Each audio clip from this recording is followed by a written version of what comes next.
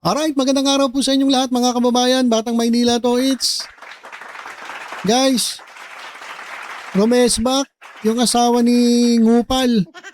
Mga kababayan, Romesbak kay Mima Alicia. Ito yung ano nyo, post nyo. Ito po yung ano, yung si Ngupal, saka yung asawa niya. Tapos ito yung ano, ito yung pressback niya. Pressback niya kay ano, kay Mima Alicia kasi binuko siya ni ano ni Mima na yung ano nito ni yung negosyo ni ni Ngupal pinasara ng Imus City Hall. O dahil sa problema sa tax, hindi raw umano nagbabayad ng tax etong si Ngupal. Kaya sabi ni Mima Alicia, ang galing-galing nito mag-call out ng kung sino-sino mga politiko at lahat nilalait. Tapos yung pala siya sabi ni Mima, tax evader daw. Hindi nagbabayad ng tax. So, ayun mga kababayan pinagsimulan nung sagutan ni Ngupal at ni Mima Alicia. At nakisama na yung asawa nito ni ano ba pangalan nito? Si Sir Nyak Arngota. Oh. Pero bago yan mga kababayan, ito muna. Meron pong bumelta naman dito kay Ngupal. Dahil nag-post ito si Ngupal nung picture nila nila Bamakino, Ralph Recto, Leni Robredo, Vilma Santos, Kiko Pangilinan at Antonio Trillanes. Nag-post siya. Tapos nilagyan ba lahat ng lahat nilait yung mga personalidad na yon. Lahat kung ano-ano pinagsasabi. Kaya sabi tuloy nung isang content creator, etong si Red Lucas. Sabi niya, kaya daw kaya ito muna. Ito yung sinabi ni ni Ngupal. Si Bam Aquino credit grabber. Si Ralph Recto raw, bawal utusan. Si Leni raw, boba na tanga. Si Vilma raw, nakakaangat. Si Kiko Pangilinan, too longest lang. Si Trillanes, city liling daw at bobo tanga inutil. Sabi ni Nyak, ni Ngupal. Grabe grabe manlait Akala mo sobrang galing, akala mo pagkatali-talino at pagkapogi-pogi. Kaya sabi ni Red Lucas, nako kaya ka ginawang ngongo ng Diyos.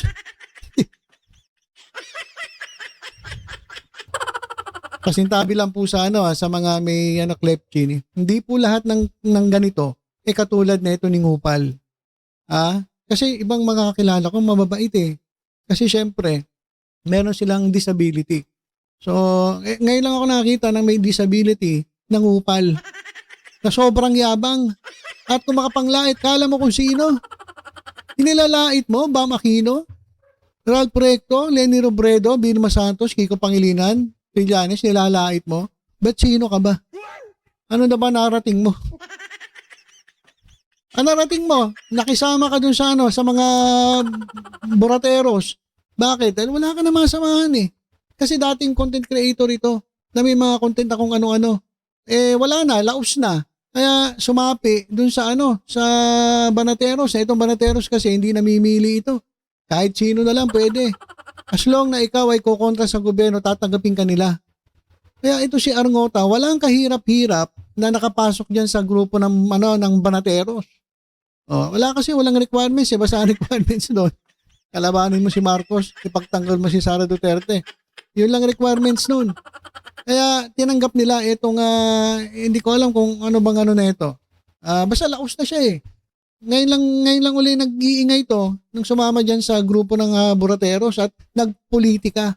Dati hindi naman politika content ito So, sabi tuloy na ito ni Red Lucas, isang social media personality, kaya ka ginawang ngongo ng Diyos, kasi alam niyang wala kang magandang sasabihin.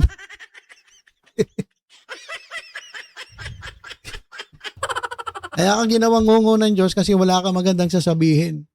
Pero matindi ganyan na yung niya, yung katatayuan niya. Pero matindi pa rin wala pa ring pakundangan sa pangungutya. Lahat halos lahat ng, biruin mo kung ano-ano pinagsasabi. Paano na lang kung naging pogi ito? Kung naging kamukha ni Piolo Pascual at walang disability. Siguro di mas lalo na kawawa ang mga ano dyan, mga tao. Talagang lalaitin at lalaitin niya. Siguro mula ulo hanggang paa, lalaitin niya. Di ba? Kung walang disability, meron nga Di ba? Meron nga Kaya nga, sabi ng nung vlogger, social media personality, kaya ka ginawang ngongo kasi alam niya, wala kang magandang sasabihin. pero tibay na ito. Meron pa rin masasabi. Ngupal. So, ayan mga kababayan. So, eto na. Nagkakainitan na mga kababayan. Rumesbak, etong asawa niya. Dito kay Mima Alicia. At ito yung sabi ito yung sabi Sabi ng asawa ni Ngupal. Hoy! Tangina mo din.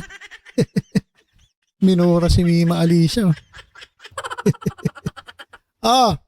Palibasa bayaran ka ni BBM Bangag at ni Martin Romualdez kaya ka nagpapakalat ng fake news.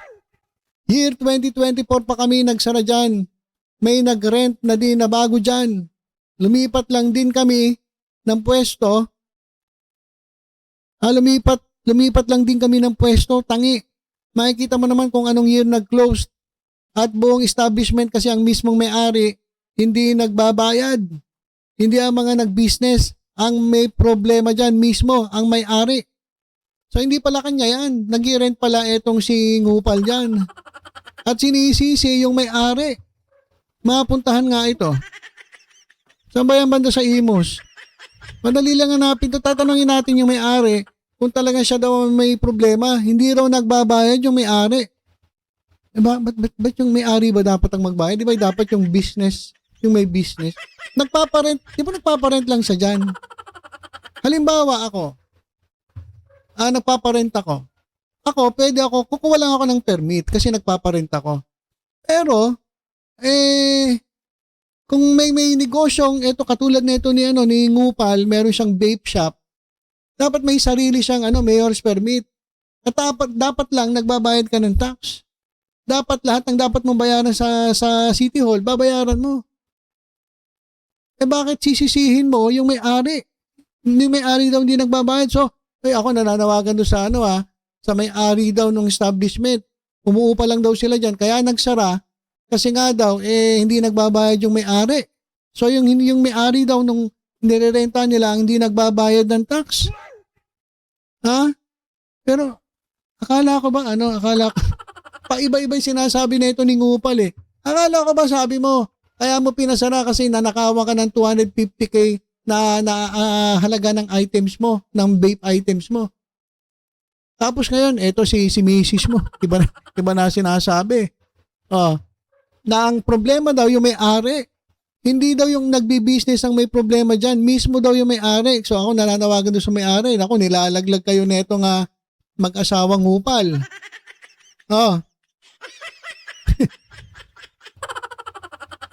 Sabi pa nung asawa ni Ninyak Arangotna, fax sa imnawong nabayaran. Oy, bayaran daw si Alicia. Ay, payag ka ba nun? Maria Alicia. Bayaran ka daw? Bayaran ka daw? Payag ka? Defend your thief, President. You're worse than a thief. You're using the people's money para makapag-travel ka. Grabe. Pinagbintangan pa talaga na ito si Mima Alicia ginagamit ang pondo ng bayan para makapag-travel. Lala. Jam Magno the second yarn. Yung resback nung asawa ni Ngupal. Fake news ka raw, bayaran ka daw. Dinidepensahan mo raw yung iyong magnanakaw na presidente at matindi ka pa sa magnanakaw. Ginagamit mo raw ang pera ng taong bayan para makapag-travel ka. Nako. Ba't hindi ba kaya ni Mima magbayad ng travel? Kaya naman eh, ang lakas kumita nito sa YouTube eh. Di ba? Kaya naman niya mag-travel eh. Oh, di ba? Eh basta ako, basta ako, wala kayong masasabi sa akin. Ako nag-travel. Oh.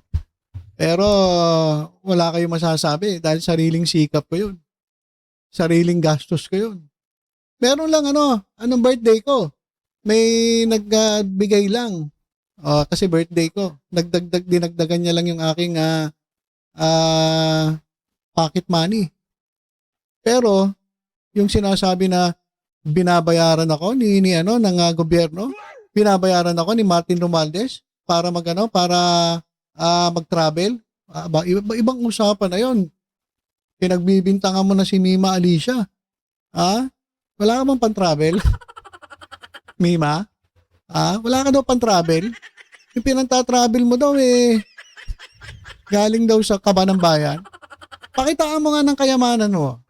Pakita mo nga yung condominium mo dyan sa... Kayang-kaya niya ni Mima mag-travel. Kahit sino yung mga vlogger ni BBM, kayang-kaya nila mag-travel, malalaki kinikita niya sa YouTube. Tapos sasabihin kaya nakakapag-travel dahil binabayaran. Basta ako, sigurado ako, walang nagbabayad sa akin. Sariling sikap talaga yan. Talaga na mga, kaya nga medyo pahinga munang konti. Kasi mabigat sa bulsa mga kababayan. Nagbiyahe ng Hong Kong, tapos nagbiyahe ng Taiwan. Pero, pag maganda naman ang kinikita natin dito sa YouTube, siyempre, babiyahe rin tayo. Kasi yun hindi mo naman madadala yung kinikita mo sa kabilang buhay. So, habang kaya mo pang mag-travel, mag-enjoy ka. Diba? Pero wag lang ito sa galing sa kaba ng bayan. Kaya Mima, binabanatan ka, Kaya-kaya naman nila bumiyahe.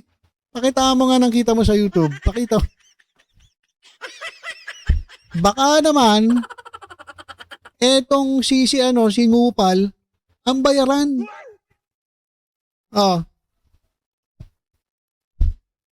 Parang di ko kilala si Jay Guevara. Kasama niyo sa Banateros Yung dating scammer na ngayon nandyan na. Alam ko ng mga discarding nyo, ayoko na lang magsalita. Pero alam ng tao yan. Alam ng tao yan. Ayoko na lang magsalita. Bahala na kayo mag-isip. Alam niyo naman kung sino mga bayaran. Diba? Kaya nga ewan ko kung inabutan na ito yung mga anuhan dyan kay Kibuloy. Ayoko na lang magsalita. Pero grabe Hinalin tulad ka kay Jam Magno the second ka raw. Sabi nung asawa niya. Grabe Ayan Ayan yung asawa niya Pinagtanggol si Ngupal. Ayan Ano pa ba? Wala na. Teka, tingnan nga natin yung mga post dito. Mababasa pa ba natin to? Ito yung post ni Mima. Itong Alicia Comments. Sabi niya, "Hoy, Jack Agota, tangna mo. Magnegosyo pero tax evader kupal yarn. Bakas mang-call out ng mga politiko na lumalabag sa batas, siya rin gawain rin mismo. Malakas paltik na itong ngongong tong mag-isip." Tapos bumanat naman nitong yung jowa ni Ngupal. At sinabi nga na na ang dahilan niya, ang may problema raw yung nagpapaupa, pero hindi Kung negosyo mo yan, hindi yung may-ari ang maghanap ng permit para sa'yo. Ikaw mismo. Yung negosyo mo, kukuha mo ng permit at magbabayad ka ng tax. Hindi yung yung may-ari nung nirerentahan nyo. Iba yun. Iba yung niya iba yung klase ng merchandise niya, nagpaparent siya. Kayo, nagbibenta ng vape. So, ibang negosyo yun. Di ba? So, sagutin mo yan sa City Hall. Kung di ka nagbabayad ng tax mo, wag mo sisihin yung nagpaparenta sa'yo. Problema niya yun. Di ba? So ayan mga kababayan, grabe yung sagutan ha. Sagutan talaga. Sa totoo lang kasi, alam mo, ngupal. Kaya marami nagagalit sa'yo kasi ano ka ang lakas mo manlait eh. Akala mo kung sino ka akala mo pagkagaling-galing mo. Akala mo sobrang talino mo. Kaya sabi tuloy ng isang SOCMED personality, kaya ka ginawang ngongo. Ginawa ka ng ngongo ng Diyos kasi alam niya na wala kang magandang sasabihin. Pero sa kabila nung kanyang sitwasyon, sa kabila ng kanyang kapansanan, grabe magmura, grabe manlait. Ibang klase to mga kababayan. Ito lang yung nakita ko may kapansanan na grabe manlait. Kaya siguro talagang ginawang ganyan kasi kung naging pogi ito, yari. Lahat babanatan na itong ngupal na to. Sabi nga dito, lagi daw siyang dumadaan dyan dahil may bahay din daw siya sa Imus. Wala naman talaga yan. At 2 years na nakalipas. Kung sino man naglagay niyan, lagyan niya na rin. Pati yung shop ko sa QC na sinarado ko. Tapos gawan niya ng kwento mga bobong kakampuke. Ayan matagal na raw siyang wala. At wala, nung umalis daw siya, wala pa yan. 2024 pa sarado yung isang branch ko na yan. Pero ako nagtataka lang kung ikaw magnenegosyo, ba't hindi mo tatanggalin yung ano mo sa taas, yung pinakapangalan ng shop? May umupa daw nagnegosyo. Pero yung pangalan ng shop, yung pa rin. Di ba yun? Anong klase yun? Umupa lang para hindi commercial space ang inupahan, ginawang bahay lang. Kaya walang pangalan. Ang init diyan. Ang init diyan. Uupa ka, titiran mo yan, gagawin mo kwarto. Anong ba tawag doon? Sarado. So, ang tumira dyan, nagnegosyo rin. Pero hindi pa nalitan yung pangalan. Tanga rin Hindi rin binalitan yung pangalan. So ako nagtataka, ba't ganun? Ano ba talaga totoo? Ang gulo-gulo nyo ngupal Ang gulo nyo mag-asawa kaya pala siya ngongo. Wala siya pwede sabihin na maganda. Akala ko pati pag-type niya ng mga sinasabi niya social media, ngongo din. Grabe naman. Ayan mga kababayan, yan po yung update natin dito kay Ngupal. So rumesbak yung asawa, minura din si Maria Alicia Comments at ang sabi, bayaran daw Pakita mo nga yung kayamanan mo.